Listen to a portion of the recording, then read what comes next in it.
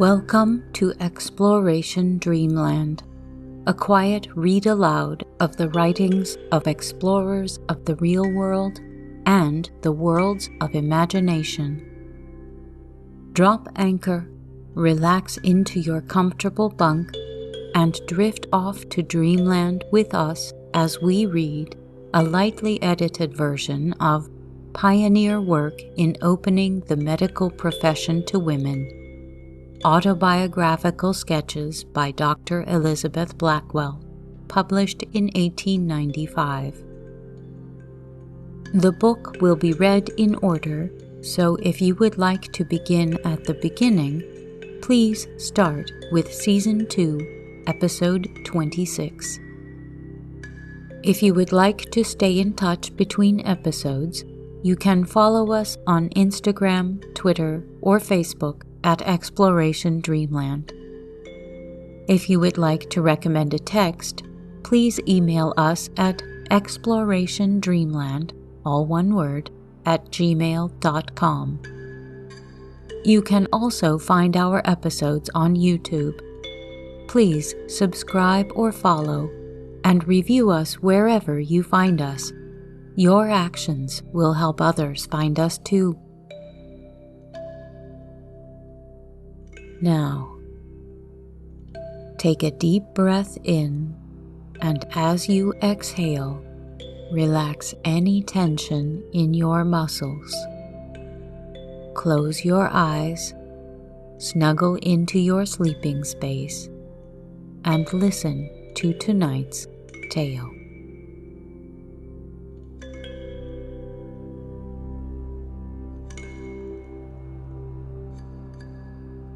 At 12, the bell sounds for the first meal, only milk being given at 7 o'clock. We enter a large hall full of round tables, each holding 12. 2 each are furnished a couple of white plates, a tumbler and small bottle of wine, a loaf of bread, a spoon, and fork. The meal consists of soup, boiled meat, and vegetables. It is eaten in haste to the music of Madame Blackwell's voice, which keeps up a storm the whole time. She is a somewhat important personage, superintending our meals and our dortoirs. She is a little red-faced, squint-eyed being, with tremendous projecting teeth and dressed always in rusty black with a black cap. She is good-natured, liked by the girls, but has a tremendous vocal organ which is always sounding forth at its highest pitch. Morning, noon, and night, good Madame Blackwell's voice drowns all opposing sounds. And really now I am getting as used to it as to a noisy street, and would not care if only she would keep out of the dortoir at night when I am sleepy, for like a barking dog, she sets all the girls going, and I don't know when the storm subsides, for I sink to sleep in spite of it. When the meal is over, we present a funny sight, each carrying off her loaf, napkin, knife, and various bottles and remnants of dinner. I return to the dortoir, do up little matters, read or attend the class again, visit my patients in the corridor, and from 2 or 3 go to the parloir to see my friends, if they are so good as to come at that hot hour to see me. This parloir is a funny affair, a plain room filled with wooden benches, where all manner of rough people are assembled to visit the élèves.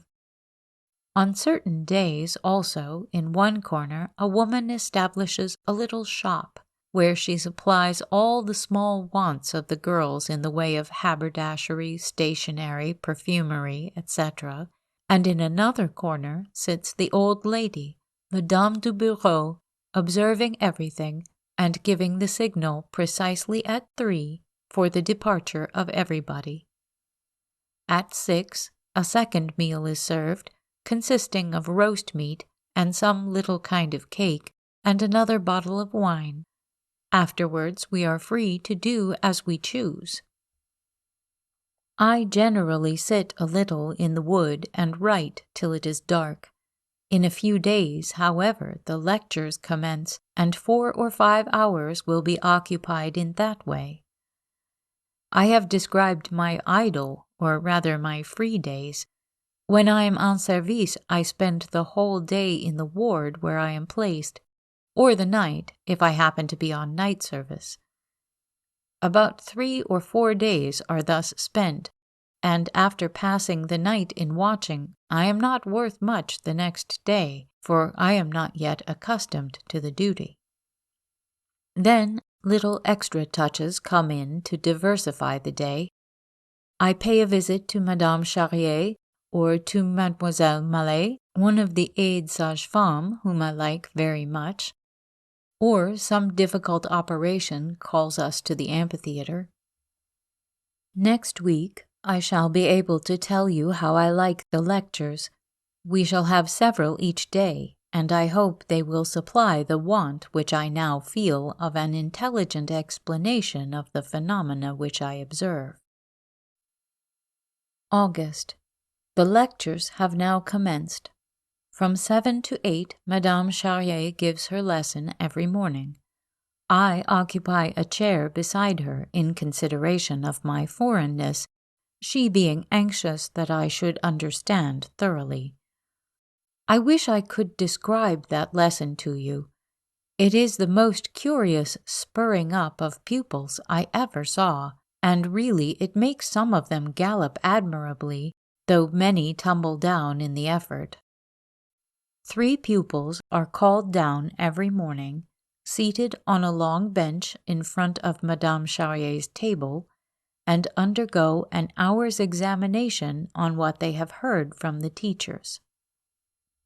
If they answer promptly and well, her satisfaction is extreme, her face grows beautiful, and her bien, très bien really does me good, it is so hearty.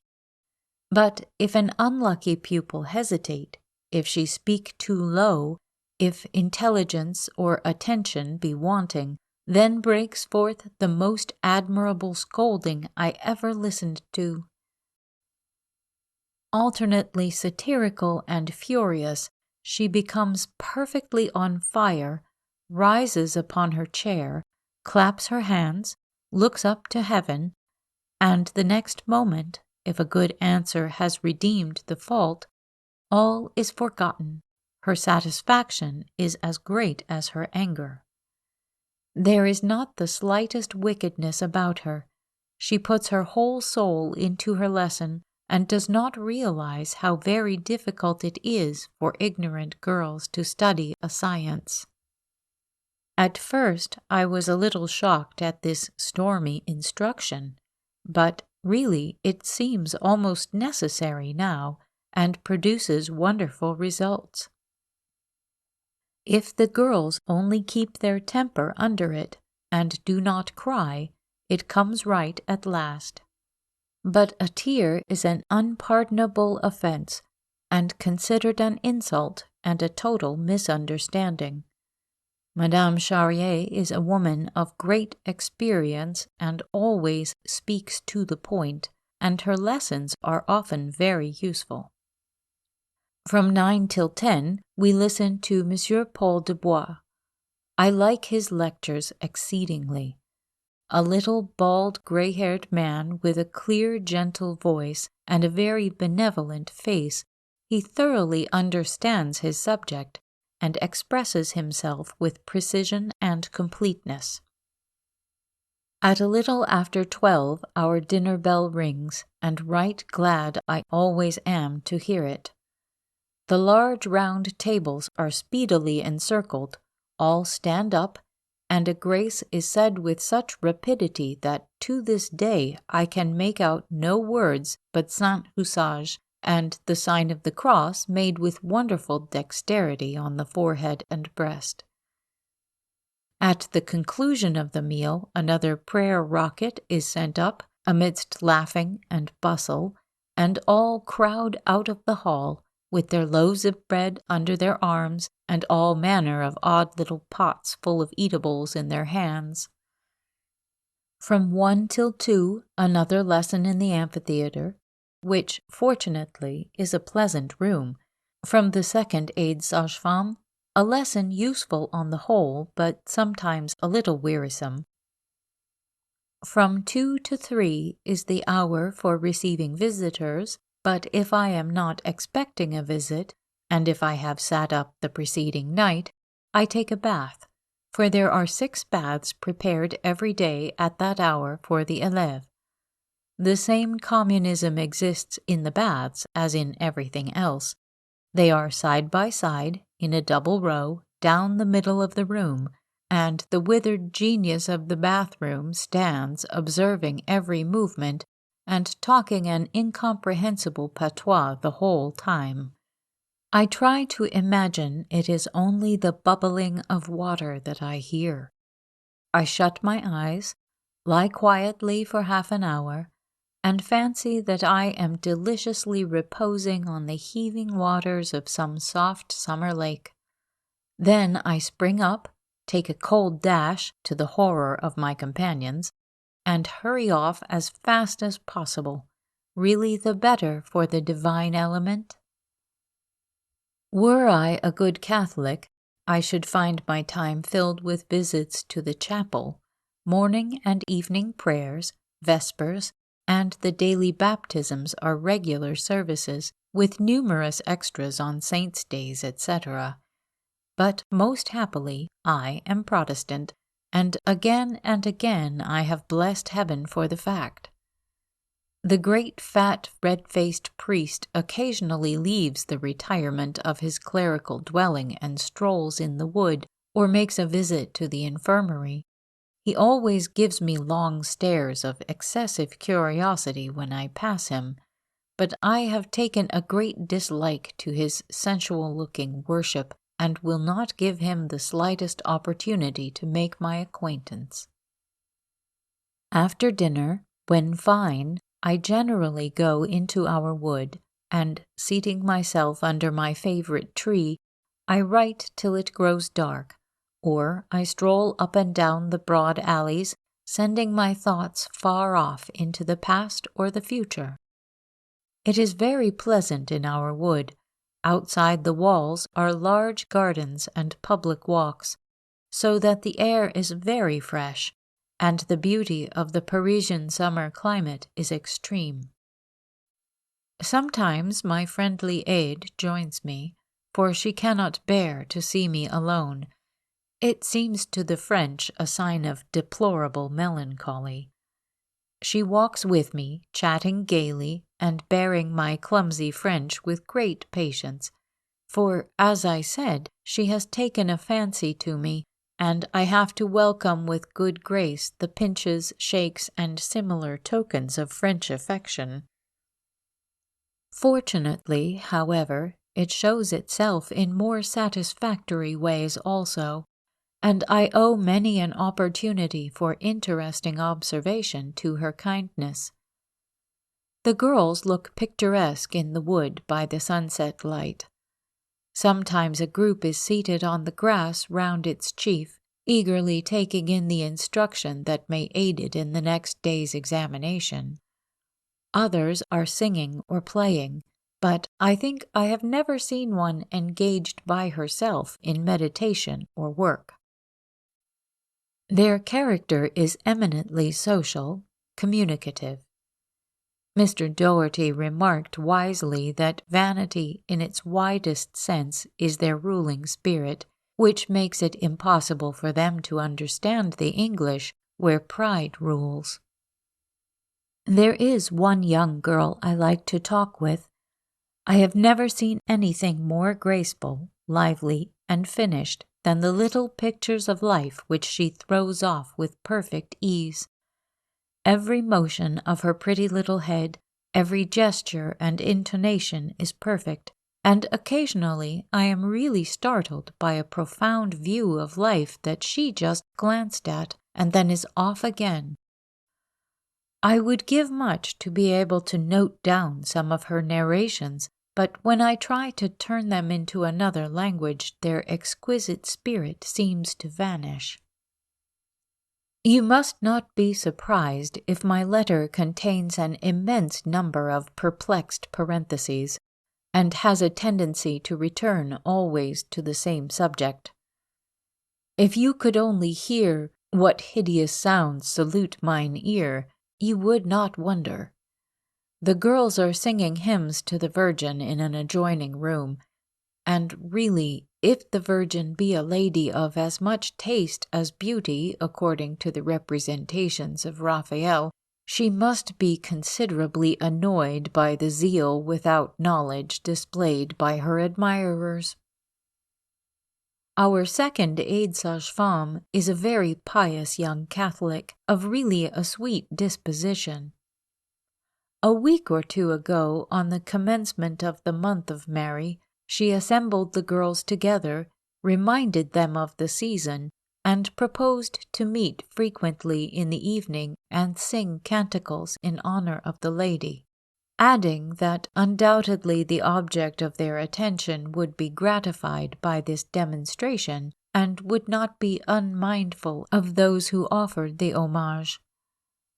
The proposition was received with enthusiasm, and since that unlucky day, Mademoiselle Boissonnet and her followers have exercised their lungs in season and out of season, to the horror of all my nerves, and, I fear, to the serious displeasure of the Virgin.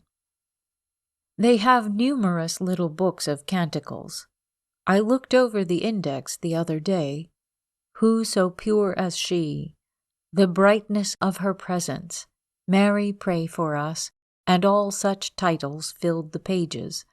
The tunes have a striking resemblance to American camp-meeting hymns.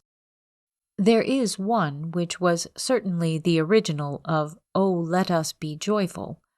I often think, if H were only here, how he would join in honoring the Virgin. I must give you a few more sketches of my present life.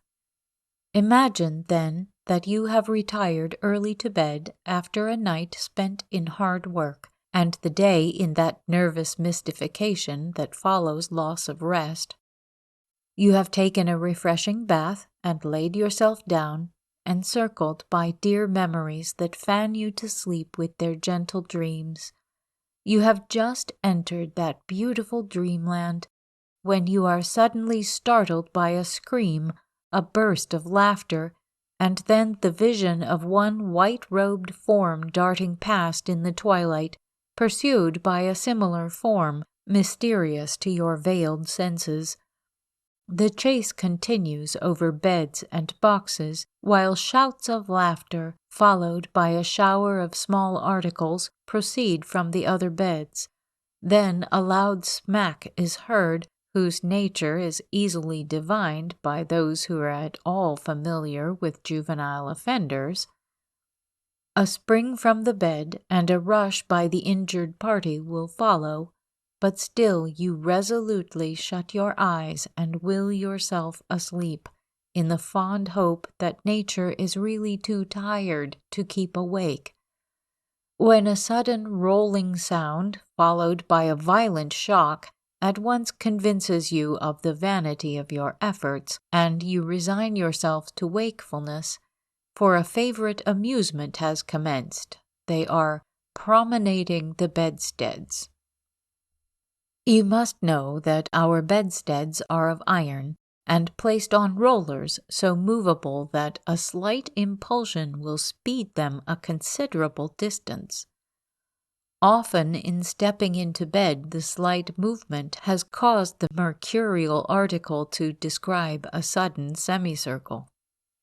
This property of these usually sober pieces of furniture is taken advantage of by the girls, who are now in a frolic and exercising in the most ingenious way, to the unspeakable annoyance of a quiet individual. An impulsion is given to one end of a long row of beds, which is quickly communicated to the whole row, or a simultaneous shock is given to the two extremities, and their force brought to bear on the unfortunate center. But the favorite freak is to place a bedstead at the end of the room and drive it with great violence down the center. The rolling noise over the brick floor is tremendous and accompanied by a regular babble of laughter, shouting, and jokes of every description. Some get on top of their beds, which consist of 3 thick mattresses, and jump up and down like mad things. Others get up a wild dance in one corner of the room, which grows continually faster and noisier, and the strife of tongues is truly astonishing. Their jokes are really amusing occasionally. The scientific terms that they hear daily play a conspicuous part. The frolic ends as suddenly as it began, when, fairly fully of fun, they suddenly jump into bed, say good night, and in 5 minutes all are sound asleep. The first night I was thus rudely awakened, I was much inclined to be angry, but I philosophized a little and came to the conclusion that it was my voluntary action to be there, and that youthful spirits must have free play. I pitied the poor children in their undeveloped life and the restrictions they suffer here too much to be disturbed by their little outburst. And the next morning they begged me to excuse them because they were so young. My time is very fully occupied. My former leisure moments are now employed in writing compositions and taking observations. These last I willingly consent to.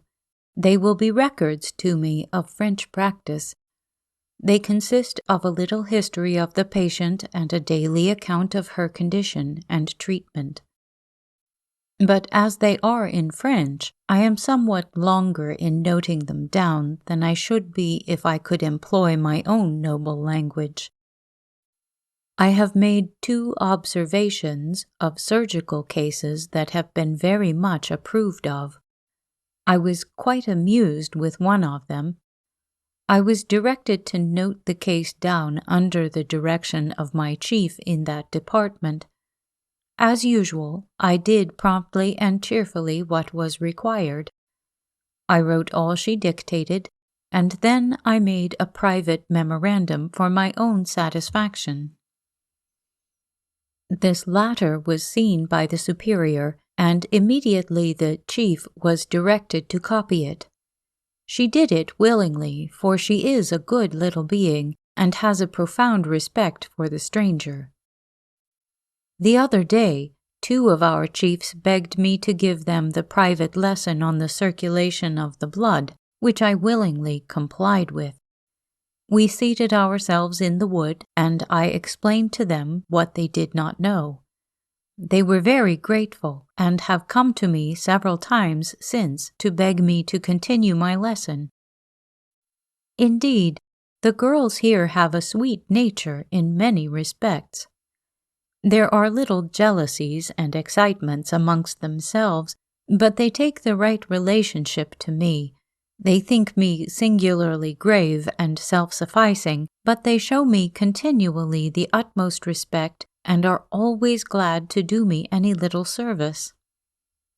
I frequently enter the salle d'accouchement when the other divisions are engaged there to see what is going on, and I always meet a pleasant welcome. One evening I phrenologized them to their unbounded delight. For some time after, I could never enter the room without being surrounded by a small mob eagerly demanding an examination. Everything delights them. They are perfect children in their full, unthinking enjoyment of the present. A little English lesson is a never-failing source of merriment, and I am continually saluted with some oddly pronounced English word, followed by a burst of merriment. We have girls from all parts of France.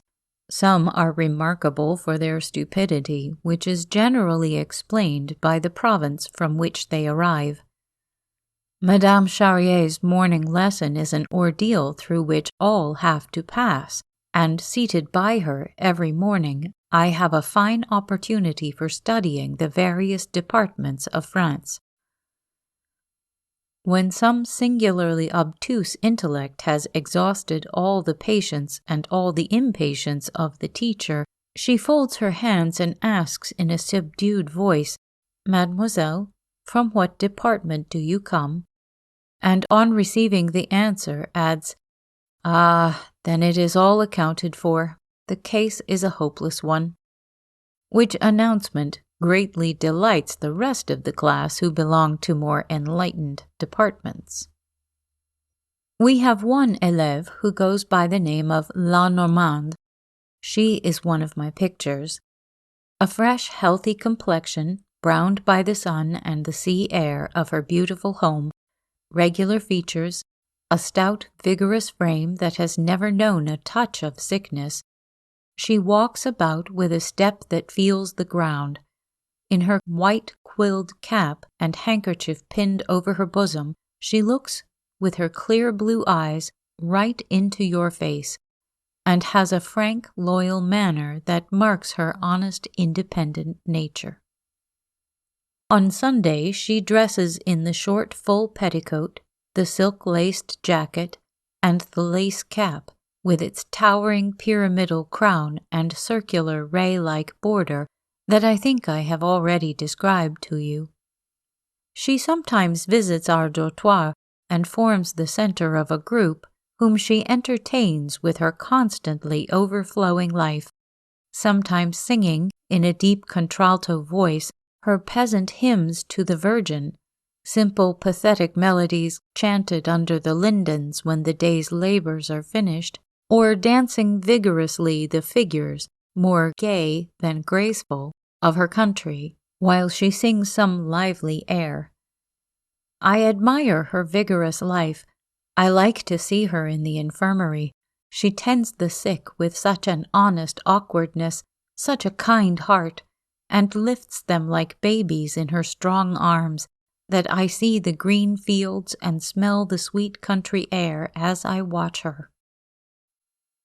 Then I have a little Parisian that I hang up beside her, as plump as a partridge, with merry black eyes, glossy hair always arranged à la mode, and full of little coquettish ways. Her temper is like a lucifer match, the slightest friction fires it. The smile and the tear are equally ready, though the sunshine generally prevails. She has spent several years in business in Paris, in cigar stores and similar employments, where she has had much to do with gentlemen, and she repeats to me the compliments they paid her, the offers they made, and her own witty, contemptuous replies with the utmost naivete. Poor child! She has been thrown on her own simple instincts for protection, for her mother was soon jealous of the attractions of her daughter and removed her to a distance. But the real innocence of her heart and a true attachment to a young ship's surgeon seem to have supplied the place of her natural protectors. But true to her Parisian blood, she has coquetted from first to last, and she never talks to me now but I find it playing in every dimple. Think of it, she was given me as my chief of theory. Now she asks me in the sweetest manner if I will come sometimes to her lessons and explain to the girls what she does not understand. Poor child, I willingly oblige her. But I must not weary you with my portrait gallery. My walls are covered with curious figures. Let me sketch for you our vaccinations, which take place every Tuesday at 1 o'clock. The numbers of the babies are distributed beforehand amongst the élèves who are to perform the operations. Thus, 25 Sainte Marie to one, 32 Sainte Marthe to the other, and so on. The élèves seek their babies and bring them into the hall of the nurses, a large upper room, full already of women and babies. A space is cleared by one of the windows, chairs placed. In the center sits Monsieur Bloch, the director of the operation. I occupy a chair beside him. Mademoiselle, who superintends another division, stands beside, and then baby after baby is subjected to the awkward maneuvers of the élèves to their utmost dissatisfaction. The babies are very ugly in their coarse hospital swaddling clothes. I never saw the little beings so enveloped before. They are just like mummies, but they perform a terrible concert altogether, with the voices of the élèves to help them. I sit a quiet spectator of the operation, occasionally addressing a question to Monsieur Bloch as he touches knife after knife on the arm of the infant before him, which question seems rather to embarrass the handsome intern, for he colors or passes his hand through his hair and looks intently at the baby in a very un-Frenchman-like manner. I think he must be very young or very much in awe of me, for he never ventures to give me a direct look and seems so troubled when I address him that I very rarely disturb his life in that way. I think I have given you enough of my external hospital life to enable you to picture me somewhat in my surroundings. Do you want to know how the spirit feels in its curious home? Then know, dear friends, that it is strong and hopeful, that it has moments of weariness, of intense yearning for its true related life, but that it lives ever in the great presence of the eternal, and feels the angels always near. The difficult breaking in to the practical work of the obstetrician is noted in the journal of those days, and also the pleasant comradeship which gradually sprang up with the very intelligent young physician who served as intern at that time. This companionship was a great relief to my imprisonment in La Maternité. Notes from the journal. July 4. Attended lessons by the aide-sage-femme. Very clever instruction. Spent the day in the salle d'accouchement, but was disgusted by the treatment of a primipara. With all the instruction they have received, the very first principles of humane treatment seem too often neglected. They are still ignorant midwives with their mischievous interference. The version seemed to me horrible. I almost fainted. Spent the night in the infirmary. Weary work. I cannot bear this loss of sleep. Today, 3 operations, much interested in the morning, but grew weary and disgusted in the afternoon. July 22. Attended the intern's visit and spoke to him about one of the patients. He replied so pleasantly that I said a little more, and he promised to lend me a medical journal to look over and see how I liked it. The little friendliness encouraged me. August 12. The poor woman whom I have attended as my first complete patient gave me a little prie-dieu which she had made. Her humble heart longs to express its gratitude. I put it in my Bible where my friends are reading today. Monsieur Dubois again waited after the lecture to say a few pleasant words. He wished I would stay a year and gain the gold medal, said I should be the best obstetrician, male or female, in America. Had quite a pleasant visit to the infirmary, where Monsieur Bloch made me observe several interesting points and answered my questions intelligently and frankly. August 24. Quite taken by surprise at the infirmary visit this afternoon. Monsieur Bloch met me so pleasantly and asked me to give him some lessons in English. I think he must have been meditating this request for some time. It had hardly the air of a spontaneous thought. I like him. I hope we may come a little more closely together. September 2. I have been quite happy for 3 hours. I must note down what I've learned. Monsieur Blot brought his microscope to the Infirmerie des Élèves. I was exceedingly interested in his microscopic lecture. He showed us in a work of Monsieur Hébert's the difference between the epithelium pavimenteux, such as covers the tongue, skin, etc., and the epithelium vibratile, as in other parts, and the fibroplastic formations in the reparation of tissues, showing specimens of each kind. The first species was represented by a cellule full of little cellules, a noyau in the center containing a nucleolus, thus. The second was of elongated form, thus.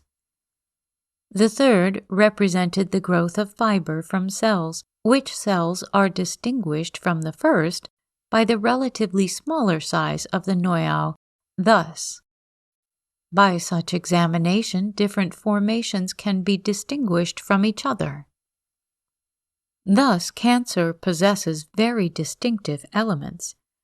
It is necessary to examine bodies of varying shapes under different foci of the microscope, otherwise illusions may be created. In illustration, he placed some blood globules and showed us that what appeared a central spot in each globule was owing to the convexity not being in focus, and it disappeared when the focus was a little lengthened. He spoke also of a paper read before a society yesterday by a young physician, which proved that the azote, which in the ox is voided by the excrement, in the cow is absorbed into the milk, and that the difference in the manure of the two is great. He is busy himself now in preparing for an examination of interns. If he gain the gold medal, he has the right to enter any hospital he chooses as intern for a second term, and receive also his M.D., not otherwise granted to an intern. What chance have women shut out from these instructions? Work on, Elizabeth. Today, Monsieur Blot spoke of a friend, Claude Bernard, a distinguished young inquirer, who is now, he thinks, on the eve of a discovery that will immortalize him, viz. The discovery of an accessory circulation, by which substances are sent directly to the kidneys without traversing the general circulation, which will explain, for instance, the rapid effect of champagne on the kidneys. This second heart is situated in the ascending vena cava, close by the liver. Strong muscular fibers are evident in the human subject, but in the horse are as large as quills. He does not perceive yet what veins return the blood, if his supposition be true. He also spoke of the power which the liver has of secreting sugar in a normal state when animals are fed on certain substances which can be so converted. Also of the curious experiment by which a dog was made, in his presence, to secrete albuminous or diabetic urine according to the pricking of one or another point of the pneumogastric nerve near its origin. Footnote 6. I was at that time utterly unaware of the amount of degrading cruelty perpetrated by many foreign investigators upon helpless animals under methods erroneously called scientific. It required the extended observation of the physician to realize the intellectual fallacy necessarily involved in experiments which destroy the thing to be observed, and also to recognize how the constant promulgation of false theory and practice arising from erroneous methods of investigation hinders the attainment of scientific medicine. End footnote. September 21. Monsieur Dubois stopped to speak to me after the lecture, and again expressed his great desire that I should remain a year in the institution. I told him I had determined to remain another 3 months, but I had many other branches to study.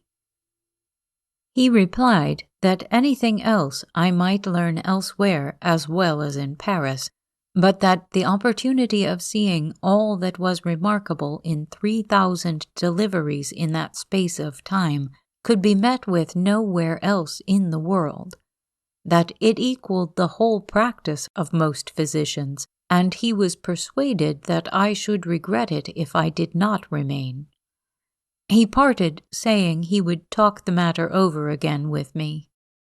If it be pure interest that makes him urge this, I am glad, but it seems to me now an impossible endurance.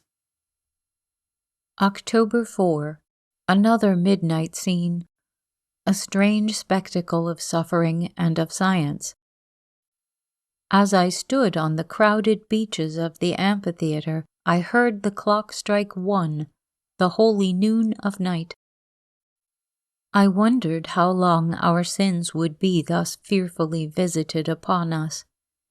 The rain beat in torrents on the skylight, the wind shook the building, and I could look with intense interest on that rare and dangerous accident submitted to our investigation.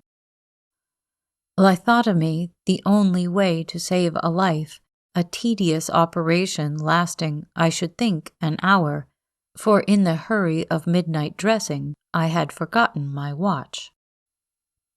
Tonight I have been walking in the wood. The wind blows fresh under the clear starlight. I am happier now that my mind is clearly determined to leave at the end of 6 months, with the conviction that my work here is thoroughly done. October 30.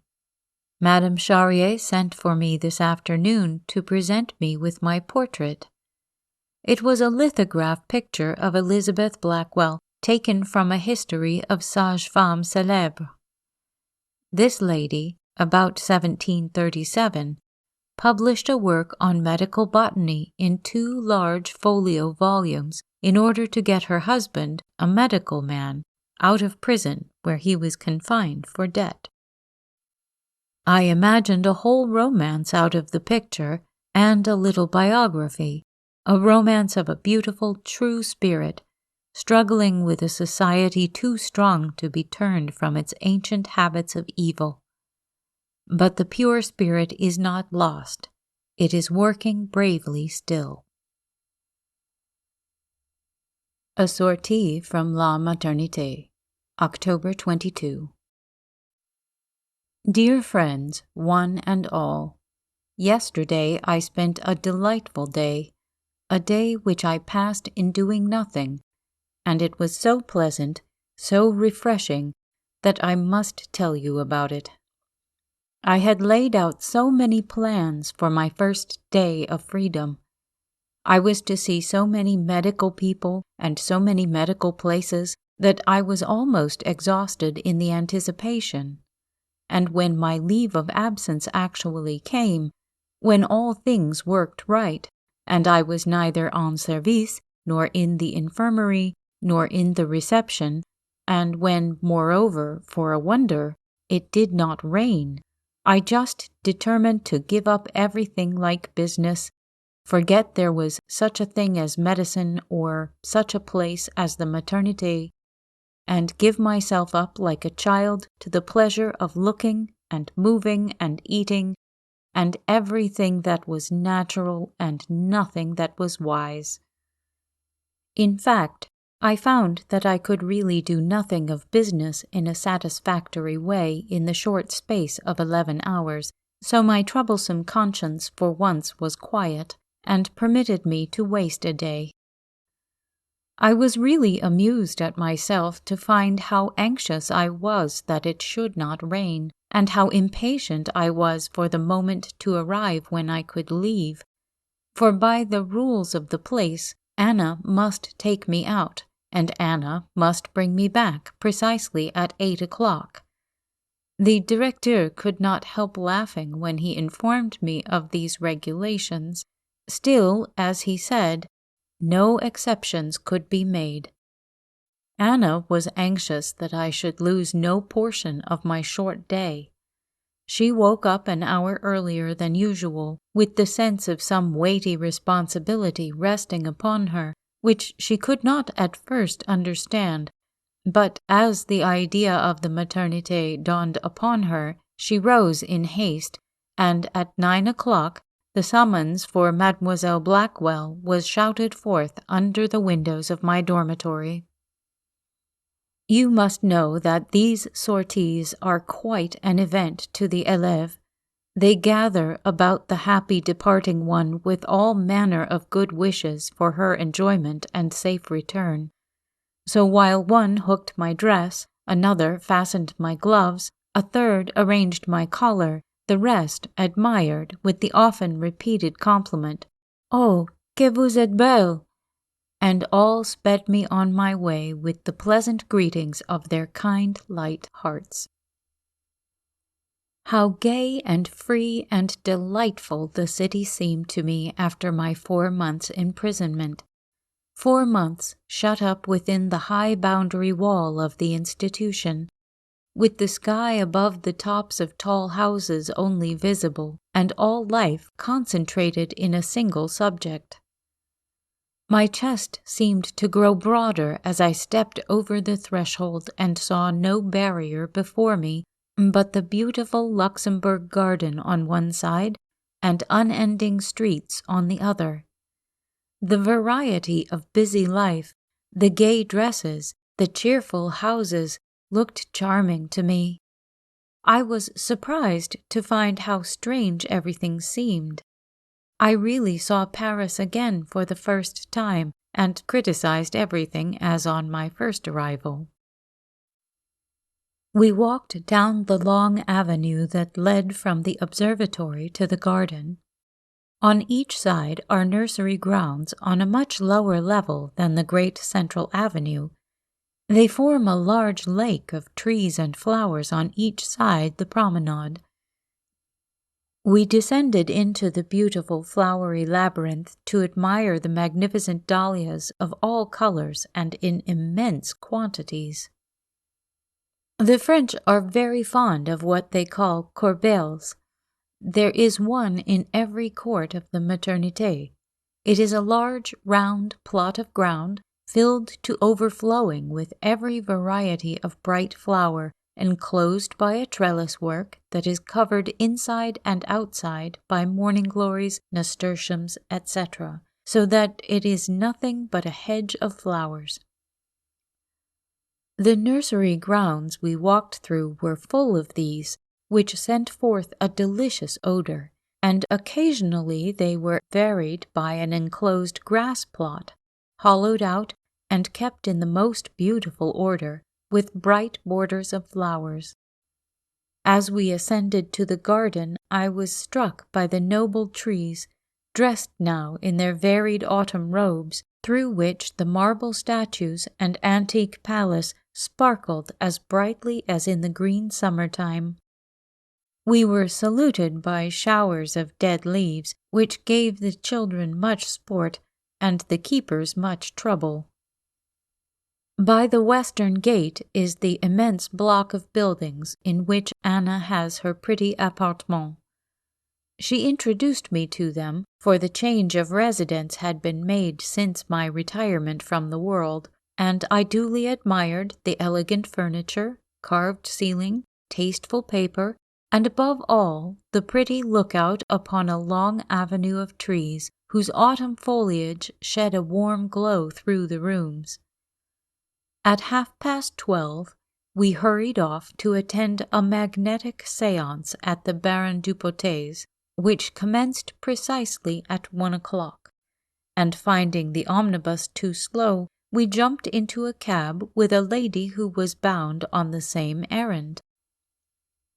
Now, I must describe a magnetic séance to you, but I beg that you will receive the description with becoming seriousness, for I have a decided respect for Monsieur Dupotet, and if any risibility should be excited, it will proceed from your own nervous imagination and not from my sober portraiture. These revelations of a higher sphere of existence are received up several pairs of stairs in the back room of a house situated in the heart of the city. It is a large, somewhat darkened room hung round with curious pictures and lined with very curious people. Mesmer occupies a large frame carved with firebrands and anchors and other significant images. He looks fixedly at a pale lady hanging opposite to him, who has evidently undergone several magnetic crises. There are some verses framed and hanging very near the ceiling, surrounded by a thick wreath of yellow immortelles, but I have not yet been able to decipher their meaning. On the seats lining the walls, about 50 persons assemble. It is an original assembly always, though it seems to be constantly changing.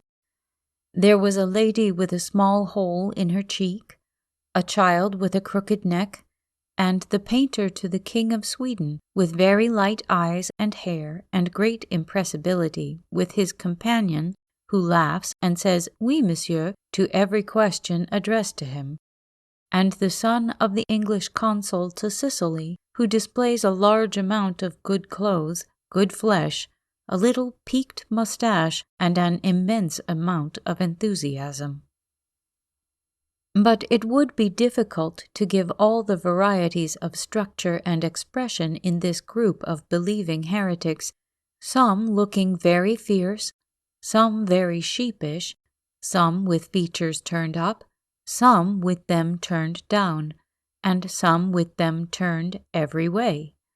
The folding doors of this room open into a small cabinet, which is always opened on these occasions to receive Madame Dupotet and all the impressible ladies, who form a circle inside and go through many sympathetic maneuvers during the magnetizing in the larger room. That is to say, the impressible ladies perform various antics, for Madame Dupotet, who is fat, fair, and 40, seems in no way affected, but looks on with smiling health and assists the nervous ladies. It would be impossible to describe the ornaments of Monsieur Dupotet's study cabinet, the mystic symbols and black-letter books of the black art, but there is a little metallic mirror of oval form, traced with magic characters, which exerts a truly wonderful effect upon impressible subjects, exciting an ecstasy of delight or a transport of rage, but always an irresistible attraction for all who are affected by the magnetic influence. While Monsieur Dupotet has been displaying it to the one particular object of his attention, half a dozen others steal up from all parts of the room to seize the prize. One little old lady, under the magnetic influence, came tottering up, with the drollest expression of violent jealousy on her face, and with her clenched fist prepared to fight the other equally eager disputants for the possession of this wonderful mirror. Unfortunately, this particular meeting passed without any of those singular occurrences which are said sometimes to electrify the spectators.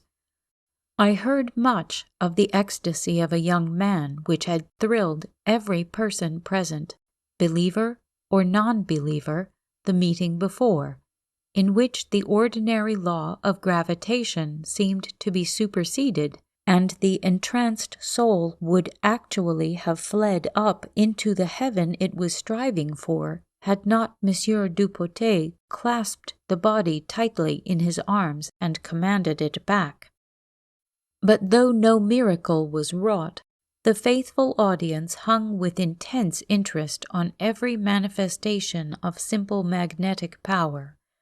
The aspiring features assumed a higher aspect, the downward ones bent more determinedly, and when the séance closed, Everybody shook everybody's hand and found it good to have been there. Now, do not think my picture is a caricature. Verily, I am very serious. There is an odd side to all reformers, to all who are pursuing a new idea earnestly, that is very whimsical. I am obliged to laugh at it, and yet I have true respect for Monsieur Dupotet. Though he believes in ancient magic, though he lives in the hope of working miracles, I really believe him to be an honest, enthusiastic man, engaged with his whole soul in pursuing what seems to him the most important of all discoveries. His manner is perfectly unpretending, his conversation full of good sense. For 25 years he has pursued the same object, through suffering and ridicule and failure. He is honest, I am sure. How much truth he may possess, I am at present quite unable to say, for my position, whilst it has given me occasional glimpses of his proceedings, has given no power of really investigating them, but some time I hope to really study magnetism. As we walked back, we stopped at the Louvre. I longed to see again that rich collection of art, particularly the statues, that seemed more beautiful than ever. We called in the Rue de Seine, hoping to gratify my old landlady, but she was out. Then Anna introduced me to her reading room, where we studied the affairs of Europe and grew indignant at the barbarism which seems for the moment triumphant. Anna took great pleasure all day in filling me with all manner of eatables, having great faith in the very best beef, and I must confess that when dinner was concluded, my dress felt a little tight at the waist. Punctually at 8 o'clock, the recluse retired again from the vanities of the world. But seriously, the idle day refreshed me. I needed it, and feel all the better for a little change. October 24. A most pleasant occurrence. Professor Lee, my Geneva professor of Materia Medica, is in town and is coming to see me tomorrow. He has been making a tour of 2 months in Great Britain, and now he visits Paris. How glad I shall be to see him, as a friend whom I respect, and with whom I can have a long, delightful gossip. Perhaps, also, he can give me information and some advice and introductions. October 25. By these most absurd regulations, I was not allowed to show Dr. Lee over the hospital when he called. However, the directeur escorted him, and Monsieur Bloch offered an introduction to Ricord.